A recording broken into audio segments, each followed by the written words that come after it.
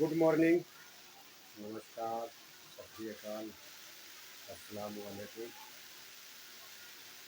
किसान साथियों, आज मैं फिर हाजिर हूँ एक बेहतरीन टिप्स के साथ, बेहतरीन फार्मूले के साथ। और आज का फार्मूला बहुत हटके है, बहुत ही लाजवाब है। किसान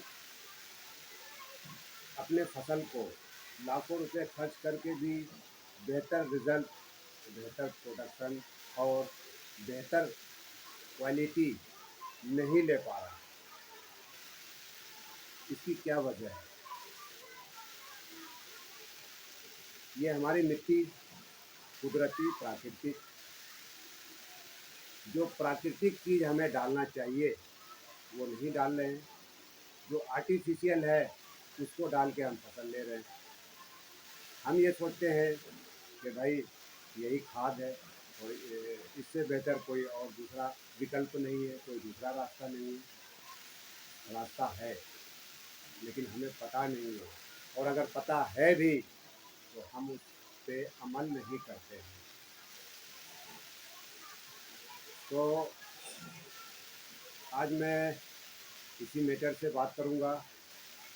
और कहने का मतलब ये है कि गुड बैक्टीरिया, जब तक हमारी मिट्टी के अंदर गुड बैक्टीरिया नहीं आएगा और हम केमिकल से परहेज नहीं करेंगे, तब तक हमारा फसल और हमारा खर्चा खर्चा कम नहीं हो सकता है, फसल प्रोडक्शन ज़्यादा नहीं हो सकता है। और बात करें क्वालिटी की, क्वालिटी भी बेहतर नहीं हो सकती। आज हम तीन चीज़ बताएंगे आपको। नंबर एक, खर्चा ना के बराबर, प्रोडक्शन आप डबल भी ले सकते हैं, क्वालिटी सबसे बेहतर, जिसको खाने के बाद जोड़ों का दर्द वैसे ही ठीक हो जाए, डॉक्टर के यहाँ हमें जाने की ज़रूरत ना पड़े। हम वो फसल लेंगे जो 100% कुदरती जिसे कहते हैं, 100% ऑर्गेनिक जिसे कहते हैं, हम वो फसल लेंगे।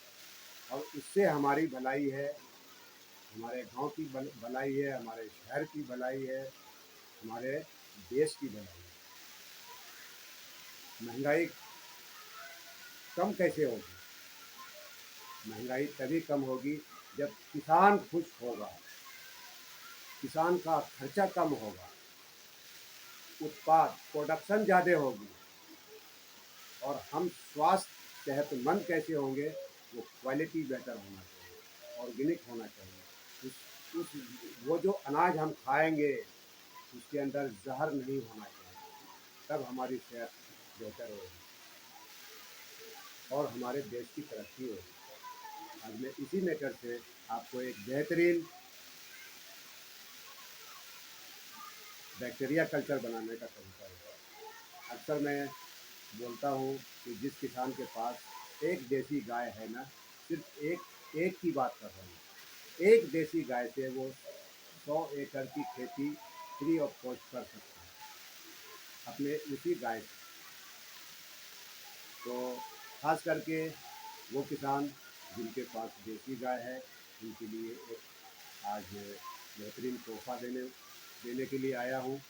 ठीक है, तो वो बैक्टीरिया, अब बात कर लेते हैं वो बैक्टीरिया कल्चर हम कैसे बनाएंगे। इसके लिए हमारे पास क्या क्या चीज़ होगी। ठीक है, नंबर एक पे आते हैं कि सबसे पहले हमें देसी गाय का गोबर चाहिए। देसी गाय तो 5 किलो हमने लिया, देसी गाय का गोबर। 5 किलो हमने ले लिया बकरी मैनुअल। ठीक है, और 5 किलो हमने ले लिया गधे का, घोड़े का, जो भी मिल जाए। 5 या 15 किलो गोबर चाहिए। और अगर गधे का, घोड़े का अगर नहीं मिलता है तो हम उसको डबल कर देंगे, गाय का गोबर। ठीक है, और अगर बकरी का भी नहीं मिलता है तो 15 किलो सिर्फ और सिर्फ गाय का गोबर लेते हैं। ठीक है ना, 15 किलो गाय का गोबर लिया हमने। 5 किलो लिया हमने देसी गाय का दूध, 5 किलो देसी गाय का दूध, और 5 ही किलो उसी गाय का दही। अच्छा, एक चीज़ और मैं बता दूं ये जो फार्मूला मैं बता रहा हूँ आपको, अगर एक ही गाय का दूध दही वगैरह सब चीज़ मिल जाता है तो सबसे बेस्ट है, सबसे बेस्ट क्वालिटी। एक ही गाय का गोबर भी, दूध भी, दही भी। तो 15 किलो गोबर, फिर से मैं रिपीट कर रहा हूँ, थोड़ा सा वीडियो लंबा हो सकता है, आप इस वीडियो को पूरा लास्ट तक देखिए, तब आपको समझ में आता है। 5 किलो गोबर, तीन तरह का नहीं मिलता तो सिर्फ और सिर्फ आप गाय का भी गोबर ले सकते हैं। 5 किलो दूध, 5 किलो दही, और 2 किलो देसी गुड़, 2 किलो देसी गुड़, 10 लीटर उसी गाय का यूरिन यानी गौमूत्र, 2 किलो चने का बेसन, थोड़ा सा मोटा पिसा हुआ हो, बिल्कुल बारीक नहीं हो, और 2 किलो गेहूं का दलिया, वो भी थोड़ा मोटा पिसा हो। ठीक है। 20 किलो मिट्टी लेना है, वो मिट्टी लेना है जहाँ पे कभी यूरिया, डीएपी या किसी भी तरह का केमिकल का इस्तेमाल ना किया गया है। ठीक है ना। बरगद के पेड़ के नीचे का मिट्टी ले लें या अपने खेत का ले लें। ठीक है। मिट्टी वो लेना है जहाँ पे केमिकल का इस्तेमाल ना किया गया हो। 20 किलो मिट्टी। ठीक है। और जी उसी गाय का देसी घी 250 ग्राम या आधा किलो। तो इधर जो है आपका आ गया, गोबर हो गया, दूध हो गया, दही हो गया, गुड़ हो गया, और ये यूरिन हो गया, और ये दो दो तरह का बेसन हो गया, मिट्टी हो गई। ठीक है। और इस घी को आपको अलग रखना है। इस घी को क्या करना है, आधा किलो आपने घी लिया या कम से कम 250 ग्राम आपने घी लिया, उसको वर्मी कंपोस्ट में अच्छे से मिक्स करके और किसी प्लास्टिक की थैली में, शॉपर में डाल के उसको अलग रख देना है। बाकी इन सभी चीज़ों को ड्रम में डाल देना है। ठीक है। और ड्रम में डाल करके उस बाकी पानी से भर देना है। बाकी पानी से भर देना है। अगर आपके पास OWDC है तो भी बेहतर है, नहीं है तो भी बेहतर है, नहीं है तो भी चलेगा। अगर OWDC आपके पास है तो OWDC उसमें डाल दीजिए, क्योंकि OWDC के अंदर जो बैक्टीरिया है वो भी आपको मिल गया। बाकी मिट्टी के अंदर जो कुदरती बैक्टीरिया है उसके लिए उतना ही काफ़ी है। यानी ये टोटल आइटम हो गया 1 2 3 4 5 6 7, 7 आइटम, यानी 1 से लेके 7 फीट तक मिट्टी के अंदर गुड बैक्टीरिया, कुदरती बैक्टीरिया, प्राकृतिक बैक्टीरिया पाया जाता है। बस यहीं पे खेल खत्म। इतना ही चाहिए किसान को। ये 7 बैक्टीरिया मिल गया जिस किसान को मिट्टी में, उसका काम हो गया। फिर उसके बाद उसको कोई जहर खरीदने की ज़रूरत नहीं है। अब बात करते हैं कि आगे ये जो घी है, घी को आपने वर्मी कंपोस्ट में डाल दिया। 10 से 15 दिन बाद या 1 महीना के बाद इस घी को भी उसी ड्रम में डाल देना। ठीक है ना। घी के अंदर जो भी बैक्टीरिया है वो उत्पन्न हो जाए वर्मी कंपोस्ट में डालने के बाद। ये घी का बैक्टीरिया भी आपके उस जो आपने ये बैक्टीरिया कल्चर बनाया है ना, ये घी का बैक्टीरिया भी उसको मिल गया। इसको जब आप कुछ दिन इस्तेमाल करेंगे, पानी के साथ अलग करेंगे, उसके बाद जब आप खेत पे जाएंगे ना तो आपकी खेत से खुशबू आएगी, घी की तरह खुशबू आएगी। आप कहेंगे यहाँ पे बैठने से हमें एनर्जी आ गई। और उस मिट्टी को उठाइए, हाथ में सीधा कीजिए और सामने वाले बंदे को बोलिए कि इसको डाउन करो, वो डाउन नहीं कर पाएगा। इतनी एनर्जी आपके बॉडी में आ जाएगी। ये वो फार्मूला है। बाकी इसके साथ आगे हम बात करेंगे और क्या डालना चाहिए। तो इसका जो कम्बिनेशन है वो है कार्बन। ठीक है। ये आपने फार्मूला बनाया, पानी के साथ इसको पलट किया। ठीक है ना। और ये मिट्टी में जाने के बाद भी ये मल्टीप्लाई करें, 1 का 2 और 2 का 4। उसके लिए क्या चाहिए, उसके लिए चाहिए कार्बन। ठीक है। तो फिलहाल किसान दोस्तों, आप इस फार्मूले को बनाइए और मैं 2 से 3 दिन के बाद फिर मैं कार्बन के बारे में एक वीडियो अपलोड करने वाला हूँ, ठीक है ना। तो जब तक ये फार्मूला आपका बनता है और इसके कार्बन आपने कैसे इस्तेमाल करना है और कार्बन आप घर पे कैसे बनाएंगे या आप नहीं बना सकते हैं, तो वो कार्बन आप कहाँ से लाएंगे, ठीक है। जिस किसान के मिट्टी में 3 से 4% कार्बन अवेलेबल हो गया, वो किसान की ज़मीन सोना बन गई। उसको कभी फिर यूरिया डीएपी या केमिकल डालने की कभी ज़रूरत नहीं पड़ेगी। और ये बैक्टीरिया कल्चर एक बार जिसने बना लिया, लाइफ टाइम तक ये चलता ही रहेगा, कभी ख़त्म नहीं होगा। इसको आप मल्टीप्लाई करते रहेंगे। किसी और प्रोडक्ट की आपको कोई ज़रूरत नहीं है, ज़रूरत इतना ही काफ़ी है। यही तो है प्राकृतिक, यही तो है कुदरती। और यही फार्मूला, इस फार्मूले, ये एक इतिहास है और इसको बड़ी बड़ी कंपनी या बड़ा बड़ा वैज्ञानिक नहीं बताते। और ये इस इतिहास को आज मैंने आपके सामने खोल दिया।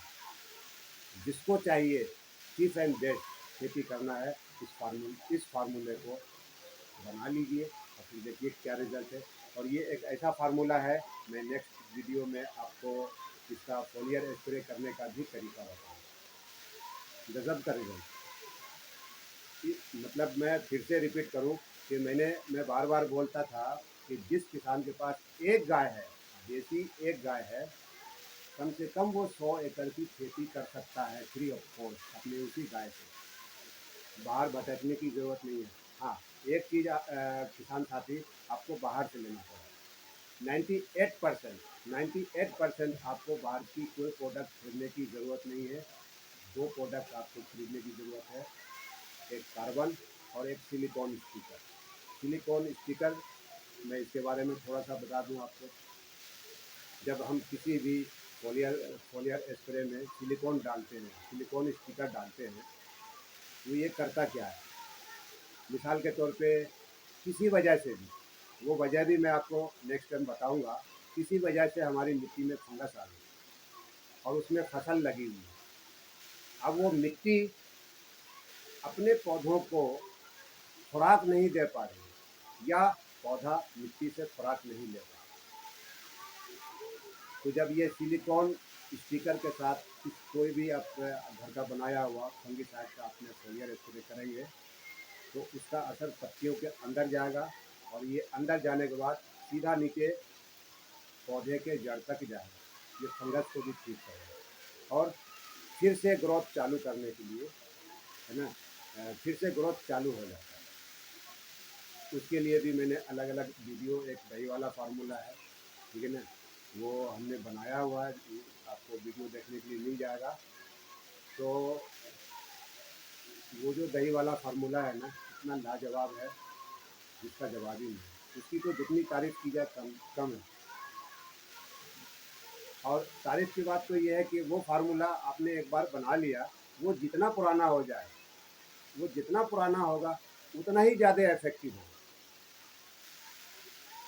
कभी अगर किसी वजह से भी आपके फसल में फंगस का अटैक है, सफ़ेद मक्खी का अटैक है, सुंडी का अटैक है, वायरस का अटैक है, सिर्फ एक फोलियर कर लीजिए, एक स्प्रे कर लीजिए, आपको रिजल्ट आपके सामने होगा। इतना गजब का चीज़ है। तो वो किसान साथी उसको भी बनाएं। और उसके बाद मैंने एक यूरिन के हवाले से एक मैंने ग्रोथ बूस्टर बनाया हुआ है। उस ग्रोथ बूस्टर को दुनिया का सबसे बेहतरीन ग्रोथ बूस्टर कहा जाए तो झूठ नहीं होगा। इसको भी आप बनाइए, लेकिन आपके पास सिलिकॉन स्टिकर का होना बहुत ज़रूरी है। तो वीडियो बहुत लंबा होता जा रहा है। कुछ किसान ये कहते हैं कि सर आपका वीडियो बहुत लंबा हो जाता है। तो मैं उनसे ये कहता हूँ कि भाई, अगर किसी चीज़ को मैं डिटेल्स में नहीं बताऊँगा तो किसान साथी नहीं समझ पाते। हर किसान एक्टिव नहीं है, उन उनके लिए थोड़ा सा डिटेल्स में बोलना पड़ता है, इसलिए मेरा वीडियो थोड़ा सा लंबा हो जाता है। बहरहाल आगे आने वाला वीडियो भी आपके लिए बहुत लाजवाब होगा और आगे मैं बात करूँगा कार्बन के लिए, ठीक है ना। कार्बन का हमारी मिट्टी में क्या काम है, ठीक है। अभी थोड़ा सा और मैं बता दूं आपको कि मिट्टी के अंदर आप सोना डाल दो और कार्बन नहीं है, वो सोना बेकार है, किसी काम का नहीं। जिस तरीके से हम इंसान खाना और पानी के बगैर जिंदा नहीं रह सकते, उसी तरह मिट्टी के अंदर कार्बन के बगैर बैक्टीरिया एक्टिव नहीं हो सकता है और मल्टीप्लाई नहीं कर सकता। अभी कार्बन को अवेलेबल करने के लिए किसान क्या करते हैं, जंतर लगाते हैं, 2 एकड़ 4 एकड़, कुछ दलहन कुछ तिलहन, और इसको लगा करके और इसको रोटावेटर करते हैं। चलिए अच्छी बात है, लेकिन वो जब मिट्टी जांच कराते हैं तो 1% कार्बन नहीं है, तो भैया इतना लंबा खर्चा करने के बाद भी आपकी मिट्टी में 1% कार्बन क्यों नहीं है? और इस सवाल का जवाब किसी वैज्ञानिक के पास नहीं है। तो भाई क्यों नहीं है? वैज्ञानिक आप हो, आप बोलते हो कि ये दलहन लगाओ, तिलहन लगाओ और जंतर लगाओ, ढेंचा लगाओ, चलो जी हमने किया, लेकिन 1% कार्बन क्यों नहीं है? इस सवाल का जवाब अगले वीडियो में आपको मैं बताऊंगा, क्यों का जवाब भी मैं दूंगा। तो इसी के साथ किसान साथियों, मैं इजाज़त चाहता हूँ। वीडियो बहुत लंबा हो चुका है और ठीक है, अस्सलाम।